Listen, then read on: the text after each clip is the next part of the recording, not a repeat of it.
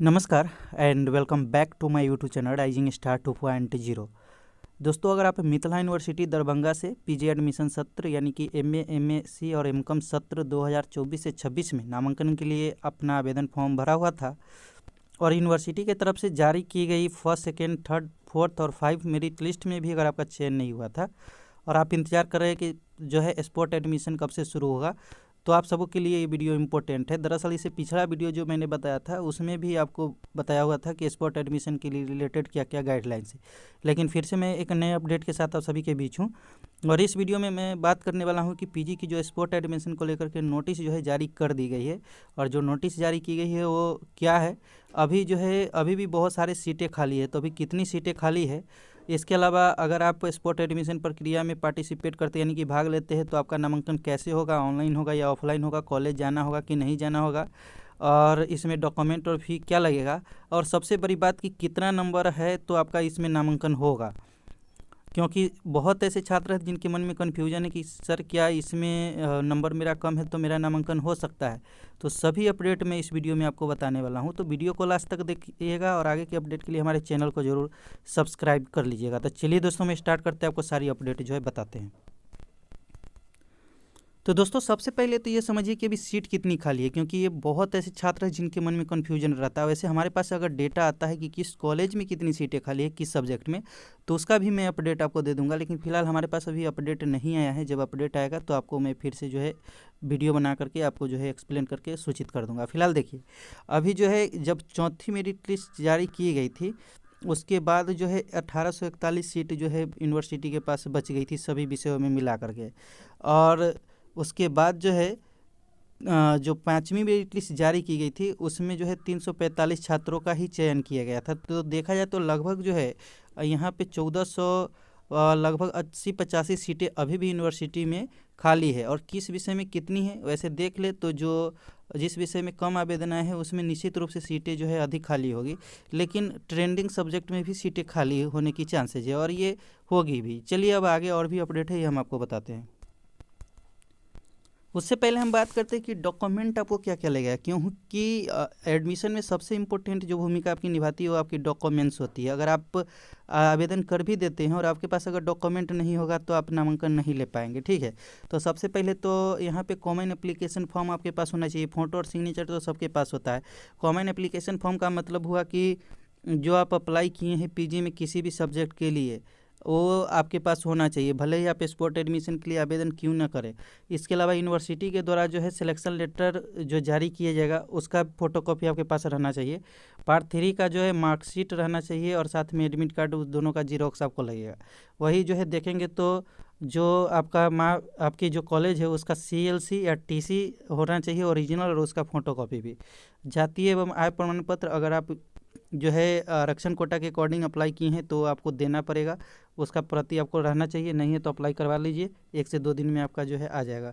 उसके बाद जो दूसरे बोर्ड से जो छात्र अपना ग्रेजुएशन किए हैं उनको माइग्रेशन लगेगा ओरिजिनल, और उसका जीरोक्स भी लगेगा, ठीक है। और अगर आप देखिए यहाँ पे कहा गया, मेंशन किया गया कि LMNU से भी अगर आप माइग्रेशन निकाला हो तो उसका भी माइग्रेशन में फी जमा करना होगा। तो फ़ी और माइग्रेशन दोनों आपको जो है जमा फिर से करना होगा, ठीक है। और जो 2022 से पहले जो छात्र पास किए हैं पार्ट 3 परीक्षा, उनको जो है नोटरी की प्रति भी उनको देना पड़ेगा। तो ये कॉलेज आपके अकॉर्डिंग जो है इसको दी जाएगी। उसके अलावा कुछ गाइडलाइंस भी जारी किए हैं कि अगर आप जाली प्रमाण पत्र अपलोड किए हैं या अप्लाई करते समय या आप कोई गलत जो है डिटेल्स आप दिए हैं तो आपका नामांकन नहीं होगा और आपका पेमेंट भी जो है जब्त हो जाएगा, ठीक है। तो ये आप ध्यान रखेंगे। अब चलिए आगे जो अपडेट है वो हम आपको बताते हैं। तो यहाँ पे देखिए कहा गया कि ललित नारायण मिथिला विश्वविद्यालय सूचना में देखेंगे तो कहा गया कि एतद द्वारा निर्देशानुसार सूचित किया जाता है कि स्नातकोत्तर प्रथम सेमेस्टर सत्र 2024 से 26 में नामांकन हेतु 5वीं चयन सूची से नामांकन के उपरांत रिक्त बचे सीटों पर ऑनलाइन ऑन स्पॉट नामांकन हेतु अनामांकित छात्र छात्राओं ललित नारायण मिथिला विश्वविद्यालय के वेबसाइट www.lmnesu.in पर दिनांक 30/12/2024 से 31/12/2024 तक ऑनलाइन स्नातकोत्तर विभाग महाविद्यालय का चयन कर सकते हैं।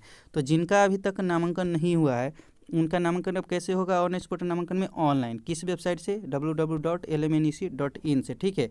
और 30 और 31 को ये जो है फॉर्म अप्लाई होगी। उसके बाद क्या होगी इसको समझिए। कहा गया है कि विदित हो कि कई विषयों में 5वीं सूची में चयनित छात्र छात्राओं के नामांकन उपरांत रिक्त बची सीटों की संख्या नगण्य है, मतलब सीटों की संख्या बहुत कम है। इसके अलावा देखेंगे तो कहा गया स्नातकोत्तर विभाग महाविद्यालय एवं विषयवार रिक्त सीटों की सूची ऑनलाइन चयन के क्रम में छात्र छात्राओं को दिखाई देगी। तदनुसार नामांकन के इच्छुक छात्र छात्रा एवं स्नातकोत्तर विभाग महाविद्यालय का विकल्प अपने ऑनलाइन चयन करेंगे। छात्रों के द्वारा चयन उपरांत रिक्त सीटों की संख्या क्रमशः घटती चली जाएगी। स्नातकोत्तर विभाग महाविद्यालय के जिस विषय में रिक्त सीटों की संख्या शून्य हो जाने पर वैसे विषय में स्नातकोत्तर विभाग महाविद्यालय का चयन होना बंद हो जाएगा। अब जो छात्र हैं वो कमेंट कर रहे हैं कि सर किस विषय में कितनी सीटें खाली है और किस कॉलेज में, तो जब आप लॉगिन कीजिएगा वहाँ पे ऑटोमेटिक आपका जो है लिस्ट आ जाएगा। ठीक है, ऐसे कुछ कॉलेज है जो कि मतलब अच्छी कॉलेज है, उसका अगर नाम आता है तब पहले दे सकते हैं। जैसे आप यूनिवर्सिटी डिपार्टमेंट से क्लास करना चाहते हैं तो वो देख सकते हैं। उसके अलावा CM साइंस कॉलेज या और भी कुछ ऐसे कॉलेज है, MLSM कॉलेज, ये सारे कॉलेज में आप चाहे तो अप्लाई कर सकते हैं अगर आपकी लॉगिन के बाद आपकी आती है तो फिलहाल देखिए क्या कहा गया है कि जैसे ही छात्र जो है चयन करेंगे उसके बाद जो है रिक्त सीटों की संख्या घटती चली जाएगी और पूरा जब सीट खत्म हो जाएगा तो उस कॉलेज का नाम भी आना बंद हो जाएगा। इसके अलावा देखिए आवेदित अनामांकित छात्र छात्रा विश्वविद्यालय के नामांकन पोर्टल पर दिनांक 31/12/2024 से 31/12/2024 तक रिक्त बचे सीटों के विरुद्ध अपना यूजर एवं पासवर्ड के लॉगिन कर स्नातकोत्तर विभाग महाविद्यालय का चयन कर सकते हैं। स्पॉट राउंड नामांकन पोर्टल दिनांक 30/12/2024 पूर्वाह्न 11 बजे से सक्रिय यानी कि एक्टिव होगा। ऑनलाइन स्पॉट नामांकन के तहत चयनित छात्राओं का चयन सूची 2/1/2025 को विश्वविद्यालय की वेबसाइट पर जारी की जाएगी।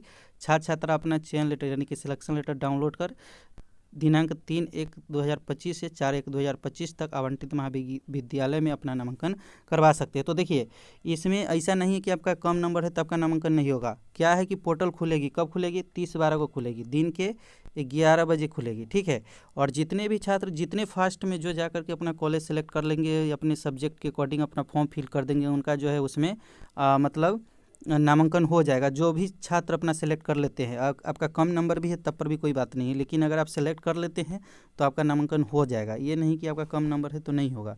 उसके बाद जो भी छात्र सेलेक्ट करेंगे उसके बाद जितने भी सिलेक्टेड छात्र होंगे उनका जो है मेरिट लिस्ट एक बनेगा जो कि 2/1/2025 को जारी किया जाएगा विश्वविद्यालय के वेबसाइट पर ही। उसके बाद आपको अपने कॉलेज में जाना होगा, जिस भी कॉलेज में आपका चयन होगा आपके सब्जेक्ट के अकॉर्डिंग। जैसे मान के चलिए कि कुछ ऐसे भी सब्जेक्ट है जो कि एक से अधिक कॉलेज में उसकी सीटें खाली है, तो वैसे कंडीशन में आपको एक कॉलेज जो है अलॉट किया जाएगा और उस कॉलेज में जाकर के 3 से लेकर के 4 के बीच आप अपना जो है वेरिफिकेशन करवा सकते हैं। जो मैंने सारा डॉक्यूमेंट बताया है वो डॉक्यूमेंट लेकर के, तो आप लोग इंतज़ार कीजिए 30 तारीख का। जैसे ही 11 बजे पोर्टल ओपन होगा मैं आपको इन्फॉर्मेशन कर दूंगा कि कैसे आप जो है चयन कर सकते हैं। आगे के अपडेट के लिए हमारे साथ जुड़े रहिए। अगर किसी तरह का कोई क्वेश्चन है तो कमेंट करके पूछ सकते हैं। फिलहाल मिलते हैं अगले वीडियो में, जब तक के लिए जय हिंद जय भारत।